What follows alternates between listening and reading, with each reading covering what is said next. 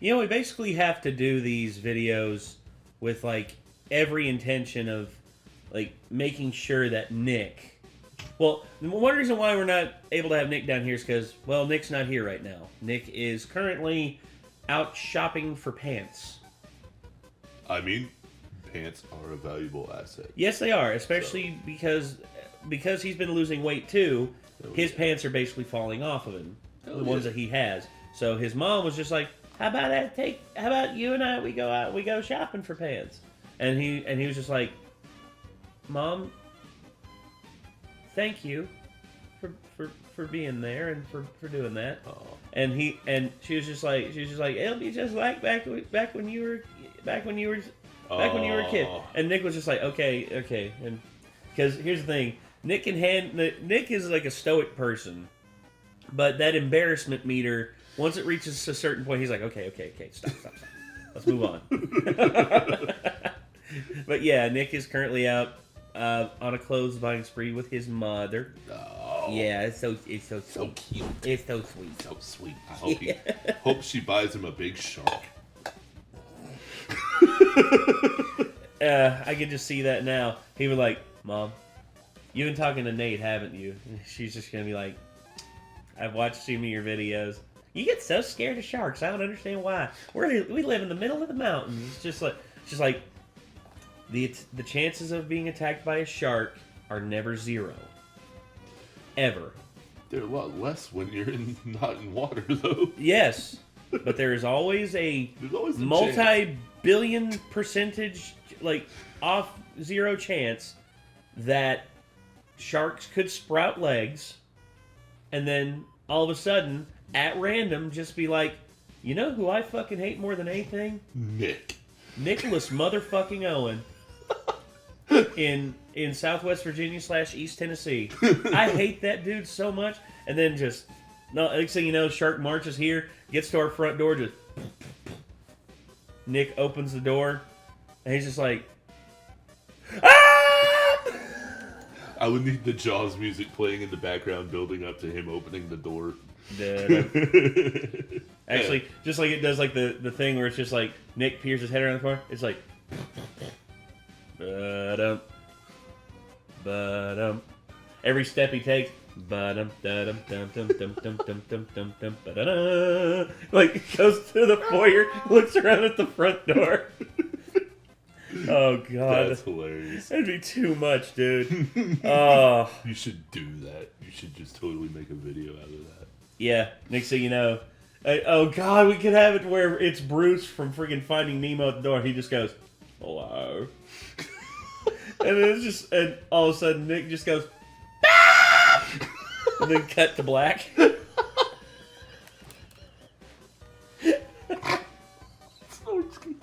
Oh, I love it. We're off to a good start. Yes, we are. A good laugh to start the night. Also, me eating phallic-shaped foods. So, you fan service enjoyers out there, you're welcome. So, anyway, we're going to watch some Casual Geographic, and if I got some shit to say, I'm going to have to fight off having this wiener in my mouth and just tell you what I think. Anyway, here we go. I know, right? I am... too much of it. Sometimes. Good thing you got a good gullet. You know, you got a big size gullet, so you can. Well, no, dude. Like, honestly, my throat. Ever since I got my throat stretched back out, like it's just been so much easier. Plastic, man. Oh yeah, dude. Now I can deep throat dogs, no problem.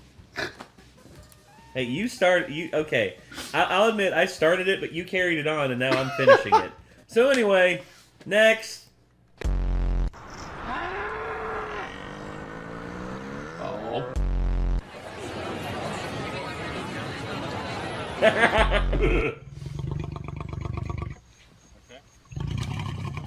Aura. You've heard the word, even if it was after the brain rot brigade ruined it for everyone. The definition of aura is not important. It's the feeling. It's commanding an entire room without speaking. It's when your name is spoken, it demands respect. Man, look, we don't even need this intro. You know what aura is. Captain America wielding the hammer of Thor? Aura. Steph Curry having an entire building watching him shoot? Except for Steph Curry. Yeah. Aura. Experts advising tourists against even saying this bear's name for their safety. Aura. Animals can have it too, and when you talk about aura, this bear might just be the mascot. This is bear number 122, but he's mainly known as the boss. He's a 700-pound walking boulder of a bear and the most dominant grizzly in Banff National Park in Alberta. He's your biggest predator's biggest predator, as the boss has been recorded catching, murking, and eating other bears. In fact, one of the first times he ever was seen was while feeding on a recently expired black bear, or at least what was left of him, and officials had to close down the Sundance Canyon Trail until he was done. He's like the carnivore conductor. Everyone has to follow his timing. He's always the last bear to hibernate, but the first one up. He has a home range of about 1,000 square miles, and like Genghis Grizzly, Boss is believed to have fathered 70% of all the bears in Banff. God damn. That boy gets around. Holy shit, man. He got his paws in all kinds of honey pots. Yeah. You just hear him, he's like, oh, I just want a little smeckle of honey. It's like, I don't have any honey pots here. I'm not talking about the honey pots. I'm talking about you. Brother Bear was going to work, but unfortunately, with every job, eventually you retire, and one day, Boss tragically hit a train and was put down. Oh. The train, that is. Yeah, this walking plot armor survived being struck by a train twice. Wait, what? Mind you, Twice? Wait, Are you fucking serious? did he just say the train got with fucked? every job, eventually you retire, and one day, Boss tragically hit a train and was put down. The train, that is. Yeah, this walking plot armor survived being struck by a train twice. Wow. Mind you, trains are the #1 killer of all wildlife in Banff, and Boss regularly uses the tracks as a buffet line to feed on spilled grain, as well as the carcasses of other animals that weren't strong enough to survive what he walked off twice. The definition of aura is a bear covered in oil from hours spent eating off the same tracks that should have killed him. But this god of war grizzly doesn't just not fear death, he straight up disrespects it. According to Parks Canada mapping, Boss regularly crosses high-speed, heavy traffic highways like Trans-Canada, and yeah, in case you were curious, that's another leading cause of bears getting disqualified from life. And that's not the only way he disregards death. Believe it or not, if there was something less than nothing, bears would want that to do with us. The best way to avoid a bear is to make enough noise to give the bear a chance to avoid you, and mother bears will actually den closer to people, knowing that'll keep baby aborting males away. Which means, ironically, some bears choose the man. Boss chooses himself. Bear one. The whole thing, like, women choosing, it's like, man or the bear. It's like, the bear. It's like, here's the thing. I get it. You know, you want to fight the patriarchy, but don't fight common intelligence and give in to stupidity. Please, please. 122 is a common visitor of compost around Banff, and he even forced the town to put up a 9,500-volt electric fence just to keep him from raiding the landfills. There was also that time you had Boss breaking into backyards just to eat from fruit trees. So of course the only option was to cut down the trees. Oh, wow. The thing is, Boss was never known to be aggressive to people. To be fair, that's also true for most bears that are alive, but my theory is, he knows damn well we can't do a thing about him. Boss is a whole anime protagonist with predatory hardware, so you shouldn't be surprised that he has his own villain. One day, wildlife photographer John E. Marriott seemingly saw Boss at his worst. He could barely move, he had chunks taken out of his face, and for the first time, he had gotten got. And the most likely culprit, yeah, that would be this guy, Split Lip. Split Lip, or Bear 136, was another mountain of a bear in Banff, and Boss's #1 op. They even have the same societal tendencies. In 2015, his tracking collar stopped working, and researchers looking for it were met with Split Lip's discarded collar and a mostly eaten grizzly corpse that wasn't Split Lip. They've been running fades for years, and with both being at least over 20, this beef's likely been marinating over a decade. And with Boss estimated at 28, he proves one thing: beware the old man in a profession where men die young. In fact, even his name is dangerous. Just not in the way you think. You see, when you name an animal, you're basically personalizing them. It's one thing to do it to a dog. It's a different game for a 700-pound wild Rottweiler. It turns animals into celebrities, and if you think someone's not logic deficient enough to risk it all for a Boss selfie, yeah, Bison is more than a good buy. It's enough for experts to caution against saying his name out of fear that he might literally gain too much clout for his own good. Think about it. This bear's aura is too strong to have a name, but there's more than one kind of aura. Even He's Boss. That's all you need to say. He is Boss. Uh-oh.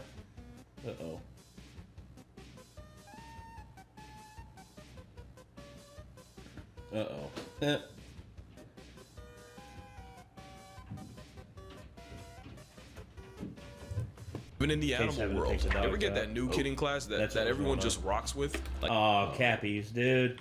Damn. If I could just like pet a Cappy, I'd be happy. Happy Cappy. Happy Cappy. I was waiting for it. Like the popular kids, the teachers, he can make nice with half the school by lunch. That's that charismatic aura. And this is the picture of it. The story goes, a couple lost their dog while hiking in Kamchatka. Remind me to tell you why that's important later. And they fired up a drone to try and find him. Oh, they did. They found him traveling with 3 bears. What? There's a lot to unpack here. Number 1, bears don't live in packs, thank the natural order for that, but that means this husky had the stones to pull up on a mother bear with cubs and didn't get sent to dog backwards. Not to mention, there are wolves in Kamchatka, meaning bears already have a predilection to canine prejudice. But speaking of Kamchatka, not only does it flex the highest density of brown bears on Earth, the constant fresh supply of salmon means they're one of the few animals alive that could maul a grizzly. So I'm not exaggerating, this dog chose the biggest land predators on the planet and adopted them. Yeah, he adopted them. You can tell they're just barely tolerating him. Whole time the husky's having the time of his life. Does this look familiar? I'll give you a hint. I'm making waffles. And I just know it was the mom telling the cubs. I can see that. Ignore him and he'll go away. That got him here. That's the real reason she doesn't suplex him. Also, thing about it is, black bear charges you. That's like a moped charging you. A grizzly bear charging you. That's like a mid-sized sedan charging you. A brown bear, like a full Kodiak brown bear charging you. That's like an SUV. I was gonna say it's like a van. Yeah. Like you're fucked. Yes, you are. That dog is just like, wait for me. I'm the adopted one of you all. And the bears are literally just like, bro, we could eat you. And he's like, I know, but you won't. I'm too damn cute. And they're just like, God dang it, he's right. Come on, let's go. I got it. They're the bloodline. He's Sami Zayn. You know? His world. Yeah, Said she'd point be admitting there. she was wrong. There's no report the couple got their dog back, but I don't think that's not their dog no more. Especially since if I had a nickel for every time a drone caught a dog breaking bear boundaries, I'd have at least 2 more nickels than I woke up with. Oh, and it's more than just dogs. In 2018, a Polish farmer lost one of his cows, and for 2 months straight, she was unaccounted for. That is until she was caught posted up with a herd of wild, untamed bison. I could make the joke here, but I don't.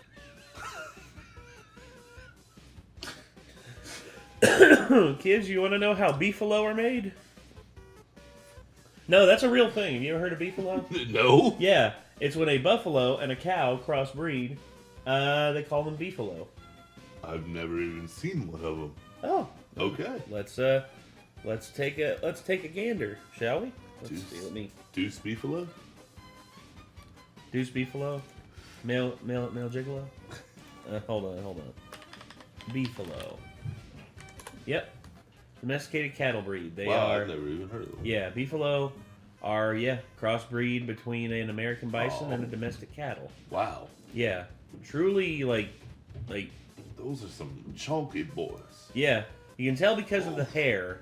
The hair on them Oh, yeah. is a little bit different than normal. Hold on, let's see. There we go. Wow. Yeah, Yeah, you got some Brahma bulls What here, the man. fu- Yeah. Like, here's a regular American buffalo. That's a beefalo. So is that. That's some freaking steroid usage right there, buddy. Well, That's Dwayne- bison are, like, terrifying. Oh, yeah. They're literally a tank on hooves. And, like, right here, you look at these dudes here, it's just like, this versus a regular cow. The only cow I've seen is like that one cow in Australia who is literally a giant compared to the rest. Have you ever seen that photo? Hold on. Giant cow in Australia. Yeah. Knickers. His name is Knickers, and he is a literal giant. Oh, my God. That is... this is not photoshopped, everybody. What? This is not photoshopped. That is Knickers. He is an enormous domesticated cow. He is a giant amongst sheep. Dude. Look at him. What? Look at him. What did they feed him? This... That is literally something like you would never think to see. He is the same height as Michael Jordan is standing. That's Knickers the Giant, man. Yeah. He ain't doing no job. Oh my god, dude. Yeah, this is like this breed of cow. This is how big they are. It's insane, dude. It's literally freaking insane what these cows, how big these cows can get. Wow. Imagine one of those crossbred with an American bison. No. That is literal next level shit. That's, Jurassic Park. Yeah. Moo moo moo moo moo moo moo moo moo. No, Jurassic Park.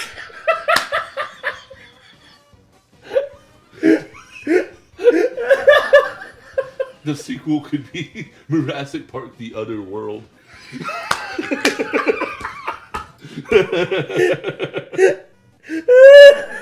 The Other World.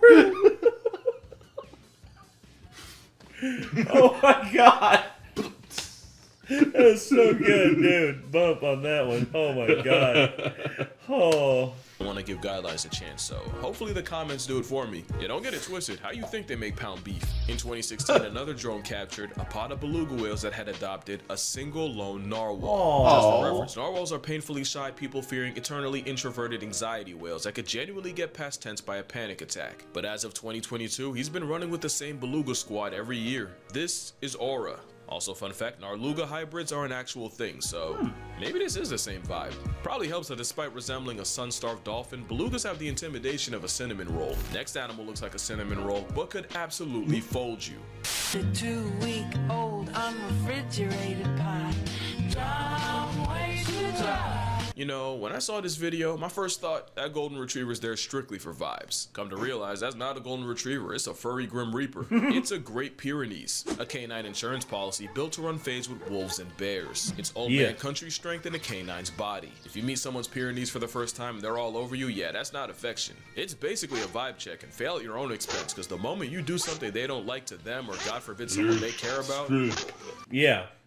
Great Pyrenees, those things are mean when they need to be. This is Casper. He's not a ghost, but damn it if he doesn't make him. He's a 21-month-old, 85-pound cotton-tip goofball, at least according to owner John Werville. He lets chickens sleep on his head, he treats the sheep like family, and he's pretty outgoing for a guard dog. Until it's time to go out and be a guard dog. On November 3rd, 2022, 11 coyotes raided the farm in Georgia, and 3 managed to break into a pen. If that wasn't motivation enough, Casper also had a mate, Daisy, who was pregnant with 8 puppies. Casper knew what time it was. Casper cleared the 4-foot hog wire fence and not so gently perp walked the first 3 off the census in seconds. Casper then jumped the fence again, and this time went after the entire pack. And even with 5 other Pyrenees on the farm, Casper went at it alone. No backup. This was personal. Casper would disappear for 2 days, until reappearing with cuts, torn skin, and a severely injured tail that ended up getting amputated. I showed the other guys, but corpses aren't allowed on YouTube. The next day, people found the bodies of the decommissioned coyotes littered around railroad tracks, the carnage totaling 8 dead coyotes. Ooh. He took care of business. That's Ram Doge. Yeah. That's there's another one I heard about. It was a pit bull. A pit bull in Colorado. This dude came home and found his pit bull just like gashed up. Like, oh my god, what happened? Like, what? And he took the dog in, he wrapped her up in a blanket and got her to the vet, and like the vet looked at her. He's like, I don't know what she fought, but she's pretty badly injured. Farmer gets back home, follows a trail of blood that goes that apparently was hers, the pit bull's. Went out back, 15 dead coyotes. Oh my god, dude. That dog is a gangster. Oh Lord. If you remember how many unborn pups they pressed, I don't believe 8 was an accident. Casper would spend 2 weeks at the emergency vet and another 6 at the animal clinic to treat his wounds of war. They did kill, they did try to get up on, those pups, didn't they? It was 7 or 8 of them? Well, no, it was like the mother pup was still pregnant with 8 puppies. So, yeah. But thanks to Samaritans donating $15,000 to his medical bills, Casper would make a full recovery. Hell And yeah. in 2024, he was voted the People's Choice Pup and won Farm Dog of the Year. Hell Today, yeah. Casper's retired, and after single-handedly saving his entire bloodline, as he should. Next animal also retired, but only after saving his entire species. Except this is the one time the aura came from stolen valor. Aura fraud is a crime and is prehistoric plus-size pebble committed it. Giant tortoises actually used to be seasoned all over, but that changed the moment folks discovered how good turtle meat tastes. It was actually ridiculous. You know, they didn't get a scientific name for hundreds of years, all because the sailors traveling with them kept eating them before they made it back to London. It got to the point where the population of giant tortoises on Hispaniola Island was 3 males and 12 females away from getting discontinued permanently. They started a breeding program, but off the bat, only 2 males were able to contribute. That was until they realized that a tortoise living in the San Diego Zoo had actually been born on Hispaniola, and DNA tests confirmed that Diego was exactly what they were looking for, and so recruited him. Oh, wow. Diego peeped the census and immediately came to his senses. He locked in. They said, "Go Diego, go." Boy, did he ever. 3 male Hood Island tortoises were brought into the breeding program, and Sir Diego proceeded to score a career high in spreading thighs. Do turtles even have? Yes. Yes, they do. With more rounds than Nick's cannon, the amorous anvil with legs. I don't know if I needed to know that, but it's something I now know. The knowledge is not needed, but it is appreciated. interesting. Yeah, it's and interest. Yes, yes. Spawned 900 children and fathered 40% of all the tortoises born in the program, forever immortalizing him as a turtle who laid so much pipe he carried the species. And I do mean carry. There were 3 males, but one of them literally couldn't bump shells if their species depended on it. Either Damn. that or it was one of those watching turtles. Now, I'm not a mathemacologist, but 3 males with one pulling 40% and the other contributing vibes means Diego wasn't the MVP. That turtle was E5, and logic says his loins were responsible for 60% of the output. But apparently Diego being a bigger, louder personality means he siphoned E5's clout, although to be fair, being named after a fucking bingo space didn't help. E5 was quiet, reserved, and rarely witnessed in the act. Meanwhile, Diego was the type to crash Keratin and let the whole island hear about it. This was a Turtle 2 man that went on a legendary run to save their species, which now numbers 2,300 on Hispaniola. Hell yeah. Damn, dude. I'm glad, dude. I'm glad that they were able to save that species. Yeah. I'm glad. Both tortoises have retired and have since been returned to their native island almost 80 years after they were first. It's like, you going backpacking? Yeah. What are you carrying? A turtle. It's like, how? A turtle? No, a turtle. A tortoise. I carry a tortoise, man. Recruited. Moral of the story, there's a lot in a name. Call a bear a boss and he'll act like one. Name a shell jockey after the spawn of Elon, you're setting both up for failure. But failure's not even a concept to the next animal, because when you God, it's like me trying to have sex. this guy might have won himself a life supply. This is Jacob the Ion. Ion cuz he just refuses to take the L. And earlier this year, he and his brother broke a record in the most unexpected way possible. But to really appreciate how insane this is, you need to know just how they got here. Jacob belongs to a super rare population of tree climbing lions in Queen Elizabeth National Park. What was really rare was his plot armor. In 2019, 5-year-old Jacob stepped on a wheel trap, a brutal torture device meant to bring down buffalo and hippos. That'd be curtains for most lions, but Jacob managed to escape, although not without sacrificing a leg. And although he was kept alive by pridemates bringing him food and rangers eventually treating his wound with antibiotics, the chances a 3-legged lion can last more than a year are low, and they were about to get a lot worse. In March 2020, 6 of Jacob's family members were poisoned by poachers and body parts sold on the black market. Assholes. Being a tripod predator is already Fucking poachers, dude.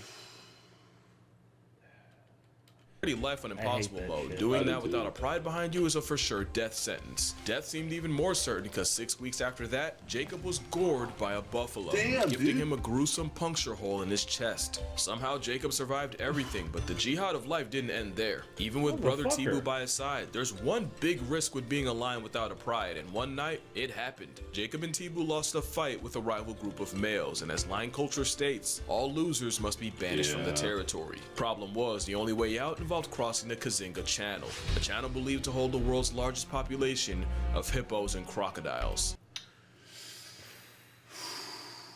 Not good.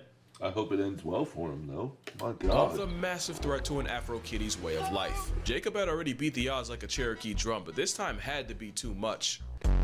They did it. Jacob and Tibu swam nearly a mile across croc and hippo seasoned waters at night. It was the longest distance a lion has ever been recorded swimming, and in Kazinga, most don't make it past 100 meters. The brothers lasted a length of 14 football fields. And the craziest part, it didn't take one try. It took 3 attempts, and one of them ended with a mysterious creature stalking them and forcing the pair back to shore. Do you know the nerve it takes to swim through a Look at that shit. Look, having to swim... okay. Having to swim a mile, period, is a task.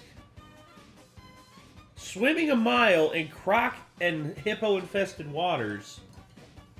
That's, as you said earlier, next level shit. That's yeah, that's... oh, my God.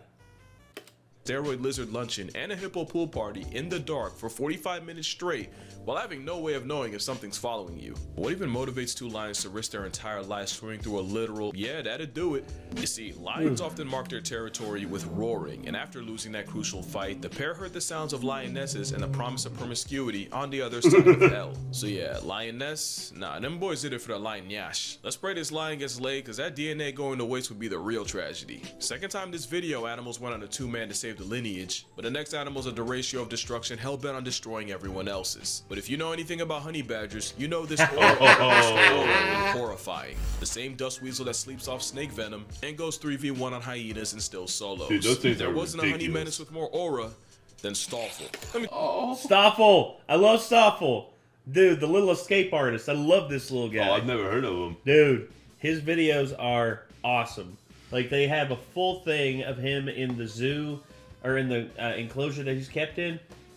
It's hilarious how many times he's escaped. He looks adorable. He is! He's a cute little thing. But damn, this guy is mischievous as fuck.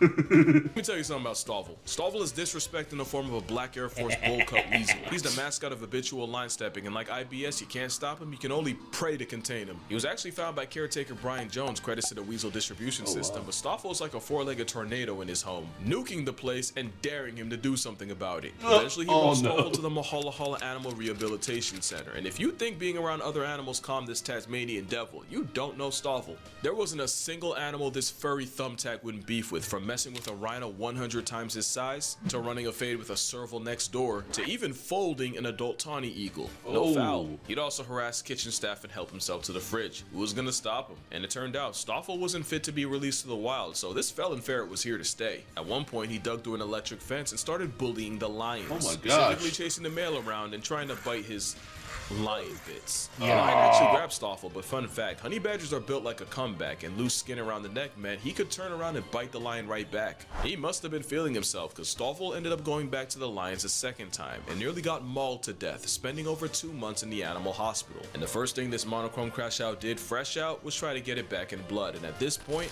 Brian knew he had to lock up his war weasel for his own good, and that's when things really got disrespectful.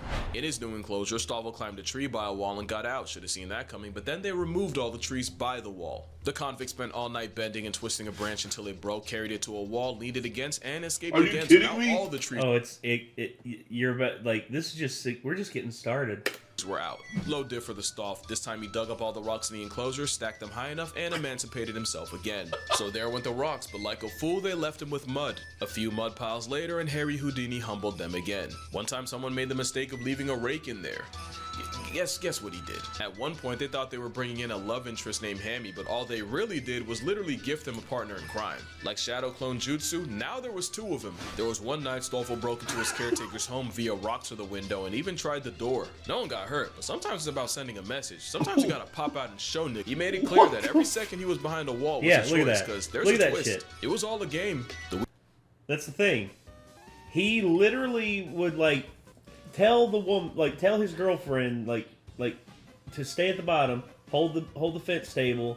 He would go up. He would like wrangle the metal thing, like the wire they had around the pin at the top for the door. He would push that off, unlock, and then they would escape. It's literal insanity. That's ridiculous, dude. This guy is once again, Stoffel is the Danny Ocean of, he's the Harry Houdini of badgers. of the animal kingdom. He looks so Weasel adorable. Menace had been I know. I just want to hold him. Me too. raised by humans his entire life and had imprinted on them. He wasn't going anywhere. Fun fact, honey badgers are like the mama's boys of mustelids, with pups staying with their mothers for up to 2 years. As far as Stoffel was concerned, Brian was mama. So yeah, Casper was fueled by family, and Jacob's motivation was cocooning some tatas. This dusty sand weasel was memeing the entire time, and I checked, he's still alive. He's currently 27 and has lost most of his teeth, but he still has Hammy to chew his meals for him. Stoffel even has a son named Stompy, guaranteeing that the family business is alive at least another generation. But yeah, that's gonna do it for this video. Make sure you drink water, hug your mother. If you ever wanted to meet Stoffel, you should probably get on that. Aw, Damn, dude. I want to meet Stoffel. I know. Although that'd be so it cool. probably won't happen, but still. And I'm gonna see y'all in the next one.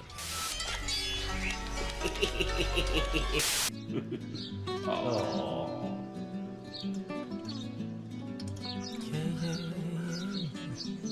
That's cute. Oh, that's just cute.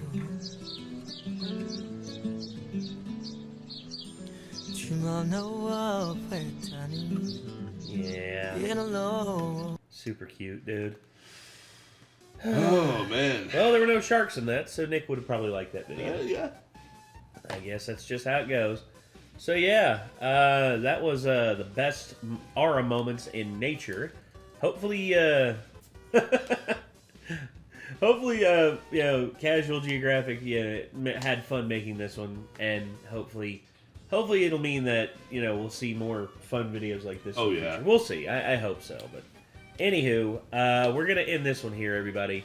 I want to thank you all very much for tuning in, and I guess until next time, signing off. I am Nate. I'm JT. Y'all be good people. Take care. Peace.